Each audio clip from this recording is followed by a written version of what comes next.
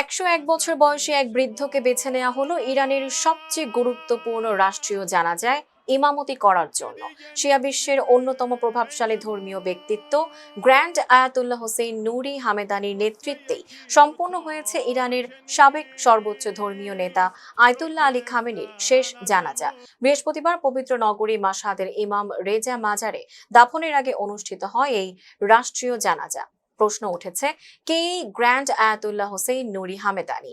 কেন ইরানের ইতিহাসের এই গুরুত্বপূর্ণ রাষ্ট্রীয় আয়োজনে তাকেই বেছে নেওয়া হলো? ১৯২৫ সালের মার্চ মাসে ইরানের হামাদান প্রদেশে জন্ম নেওয়া নুরি হামেদানি ১ শতাব্দীরও বেশি সময় ধরে শিয়া ধর্মীয় শিক্ষার সঙ্গে যুক্ত। কোম নগরীকে কেন্দ্র করে তিনি দীর্ঘদিন শিয়া সম্প্রদায়ের অন্যতম শীর্ষ ধর্মীয় নেতা হিসেবে দায়িত্ব পালন করেছেন।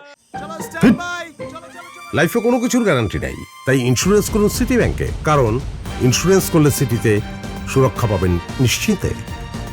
ছাত্র জীবনে তিনি আল্লামা তাবাতাবাই এবং গ্র্যান্ড আয়াতুল্লাহ বুরুজেরদির মতো খ্যাতিমান ইসলামী পণ্ডিতদের কাছে শিক্ষা গ্রহণ করেন।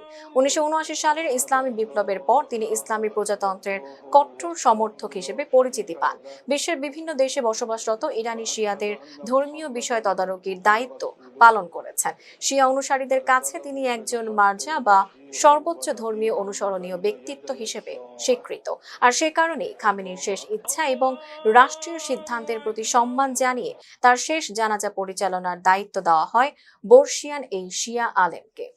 Tanjima Nowrin, phase the people.